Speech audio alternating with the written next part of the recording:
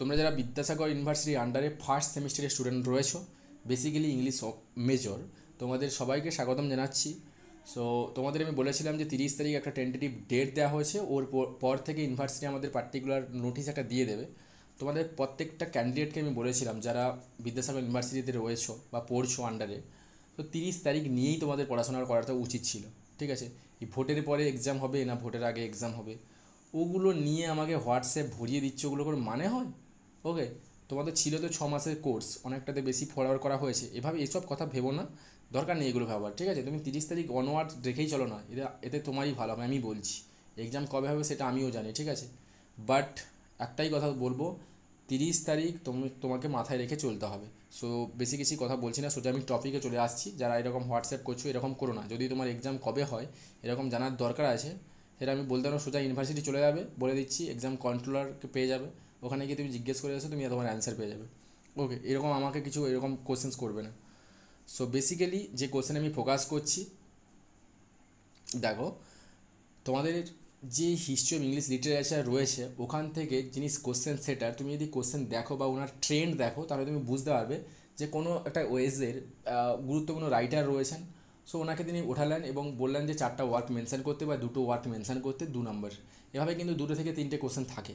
So ওই দিক থেকে ওই অ্যাঙ্গেল থেকে আমি কিন্তু কোশ্চেন্সগুলো উঠিয়েছি। আমি আবারও বলছি, এটা এক্সাম সিরিজ 7, আমি আবার 8 নিয়ে আসবো। পার্টিকুলার প্রত্যেকটা রাইটারকে এখানে কভার করা তো টাফ রয়েছে, তোমাদের মনে রাখাও টাফ হবে। সো বেসিক্যালি কিছু আমি রাইটার ফরওয়ার্ড করছি যেগুলো যেনারা খুবই ইম্পর্ট্যান্ট, আমরা দেখে নেব ওনাদেরকে এবং ওনাদের কিছু ইম্পর্ট্যান্ট ওয়ার্কস। ওকে, সো দেখো, প্রথম যেটা দিয়েছি মিডল ইংলিশ থেকে জিওফ্রে চসার। তোমাদের এটা মনেই আছে, তোমরা পড়েছো।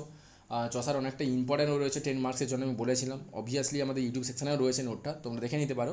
সো আমি জাস্ট 2 মার্কের জন্য বলছি, ইম্পর্ট্যান্ট ওয়ার্কস তুমি প্রথমেই লিখবে দ্য ক্যান্টারবুরি টেলস। ওকে, আমি এটা শেষেই লিখেছি, এটা ইংলিশ পিরিয়ডের লিখা। ওকে, আর যেটা ফ্রেঞ্চ পিরিয়ডে the Romaunt of the Rose and the Book of Duchess. Okay, 3টে পিরিয়ড ছিল বেসিক্যালি চসারের, French period, Italian period and the English period. So actually English পিরিয়ডে the Canterbury Tales is too much famous work. Okay, তো basically যদি 2 নম্বর থাকে তুমি কিন্তু Canterbury টেলটাকে mention করো। আমি টাইপ সময় একটু ডিস্টার্ব হয়ে গেছে, এটা প্রথমে রাখা উচিত ছিল, বাট যেহেতু ফ্রেঞ্চ, ইটালিয়ান অ্যান্ড ইংল্যান্ড এটা থাকে সাজিয়ে, ওভাবে আমি করেছি। বাট এই 3টে ওয়ার্ড তোমাকে মেনশান করাতে হবে। ওকে, DUCHE এস শেষ হবে, ডাচেস, ডিউক থেকে ডাচেস। ডাচেস আছে যে ফেমিনাইন ফর্ম ডিউকের, সো এখানে স্পেলিং ভুল রয়েছে, ডাচেসটা তোমরা করে নেবে, ঠিক আছে। সো নেক্সট যেটা আছে উইলিয়াম ল্যাংল্যান্ড। ওকে, এটা পিয়ার্স পালোয়ান, আমি এক্সাম সিরিজ কোথাও না কোথাও করিয়েছিলাম, প্রবলেম যেটা মনে পড়ছে। ওকে, এটাই জাস্ট মনে রাখবে। উইলিয়াম ক্যাস্টনস, আচ্ছা ক্যাস্টনে তোমাদের একটা কুইজ রয়েছে। ওকে, সো কি, he is the first English painter and the first book in England watch. আমি একটু তোমাদের হিন্ট দিচ্ছি, তোমায় কিন্তু ড্যাশটা পূরণ করতে হবে এবং ফুল ফর্মটা লিখতে হবে, the detect dash philosophers. Actually এটা বই নাম, এই যে ডিটেক্টের পরে কোন ওয়ার্ডগুলো হবে বা কোন তোমাকে সেটা লিখতে হবে। ওকে, এটা তোমাদের কুইজ থাকলো, প্রথম ছাপা ইংরেজি বই কোনটি। আমি কিছু হিন্ট দিয়ে দিয়েছি 3টে সিলেবেলের। ওকে, তোমাকে কিন্তু 3টে ওয়ার্ড আমি দিয়েছি, মেনশন করেছি। বেসিক্যালি বাকিটা তোমাকে পুট করতে হবে কমেন্ট সেকশানে। ওকে, সো নেক্সট থমাস মুর মনে রাখবে, ইউটোপিয়া মোস্ট ফেমাস ওয়ার্ক। দেন আমি চলে আসছি, আমি জানি মাঝখানে আমি এলিজাবেথান ছেড়েছি, 18th সেঞ্চুরি ছেড়েছি, রোমান্টিকও ছেড়েছি। আমি গতকাল আমি ভিডিও করবো অবভিয়াসলি। সো ভিক্টোরিয়ান এজে প্রথম যিনি চলে আসছেন, আলফ্রেড টেনিসন। ওকে, আলফ্রেড টেনিসন মনে রাখবেন তিনি পোয়েট লরেট ছিলেন, আফটার কার পরে ছিলেন, উইলিয়াম ওয়ার্ডসওয়ার্থ। ওকে, সো আলফ্রেড টেনিসন কিন্তু পোয়েট লরেট ছিলেন, মানে রাজকবি। তিনি যেটা লিখেছিলেন ইন মেমোরিয়াম, AHH মানে আর্থার হেনরি হ্যালাম, তার বন্ধু ছিল। সো ওনাকে নিয়ে তিনি একটা এলিজি লিখেছিলেন ইন মেমোরিয়াম প্রবাবলি 132 লাইন্সের। ওকে, দেন ইউলিসিস তোমরা পেয়ে যাবে, বড় হয়ে এগুলো পেয়েও যাবে, তোমার 3rd সেম বা 2nd সেম নাগাদ এগুলো পড়তে হবে তোমাকে। এবং আমাদের একটা ইন্ডিয়াকে নিয়ে লিখেছিলেন, ইন্ডিয়ান সিভিল ওয়ার, ভুল বললাম, ইংল্যান্ডের বিরুদ্ধে যে ওয়ার ছিল ফ্রিডম স্ট্রাগল নিয়ে। সো অ্যাকচুয়ালি টেনিসন যেহেতু রাজকবি ছিলেন, ওনাকে লিখতে হয়েছিল। সো ডিফেন্স অফ লখনৌ, ওকে, উত্তরপ্রদেশে, তোমরা সবাই জানো। সো এই জন্য আমি দিয়েছি, আরও অনেক কিছুই ছিল সেগুলো দিইনি, বাট এই 3টে মনে রেখো। Robert Browning, most important writer in Victorian era, famous for his dramatic monologue. Okay, so পরে বলবো আমি যখন ড্রামাটিক মোনোলগ পড়াবো বা কোনো মানে বেসিক্যালি কিছু আমি ওনাদের পড়াবো তখন তুমি বুঝতে পারবে। সো হ্যাঁ, এই প্রসঙ্গে আমি একটা কথা বলে রাখি তোমাদেরকে, যে ইংরেজি তোমাকে যদি পড়তে হয়, বেসিক্যালি একটাই কোশ্চেন তুমি মাথায় রেখো, যে কেন কেন তিনি লিখছেন, এই কথাটা যদি তোমার মাথায় আসে, এই কোশ্চেনটা যদি মাথায় আসে, তাহলে কিন্তু তোমার ইংরেজি তোমার কাছে আলাদা টেস্ট নিয়ে আসবে। আর তুমি যদি সেই স্কুলের মতো যদি সেই রিডিং পড়ে যাও, ওকে, কীগুলো করেছিল ভুলে যাচ্ছি আমি, upon the Westminster bridge, okay, meeting at night, এরকম কিছু কিছু ছিল। যদি এরকম তুমি জাস্ট দিয়েছে, তুমি রিডিং পড়ে নিলে, তাহলে তোমার কাছে ইংরেজি আলাদা টেস্ট তৃতীয় সাথে ধরা দেবে। আর যদি তুমি এই কোশ্চেনটা করে তুমি যদি টেক্সটগুলো উল্টাও, তাহলে আলাদা স্বাদে ধরা দেবে, তোমার ভালো লাগবে, ইংলিশকে তুমি ভালোবাসতে শুরু করবে, তোমার যে টেস্ট পাল্টে যাবে ইংলিশের প্রতি, ঠিক আছে? তোমার স্বাদ চেঞ্জ হয়ে যাবে। কেন তিনি লিখেছিলেন, ওকে, শুধুমাত্র দিয়ে দিয়েছে তুমি পড়ে নিচ্ছ, এভাবে করলে হবে না। উনি কেন লিখেছিলেন, তৎকালীন সোসাইটির কতটা ছোঁয়া রয়েছে, এই কোশ্চেনগুলো মাথায় রেখে পড়ো। আমি সত্যি বলছি, তোমাদেরকে ইংরেজির প্রতি তোমার ধারণা চেঞ্জ হয়ে যাবে এবং তুমি আলাদা একটা টেস্ট পাবে। ওকে, সো রবার্ট ব্রাউনিংয়ের লেখা দেখো, Bells and Pomegranates, okay, then the Last Ride Together, okay, My Last Duchess, এটা ইম্পর্ট্যান্ট। নেক্সট দেখো চার্লস ডিকেন্স, ওকে, ভিক্টোরিয়ান এজের novelist, Sketches by Boz, first novel Sketches by Boz, Hard Times, okay, then Great Expectations and David Copperfield, okay, Charles Dickens খুব important, এই চারটে work কিন্তু তুমি মাথায় রেখো।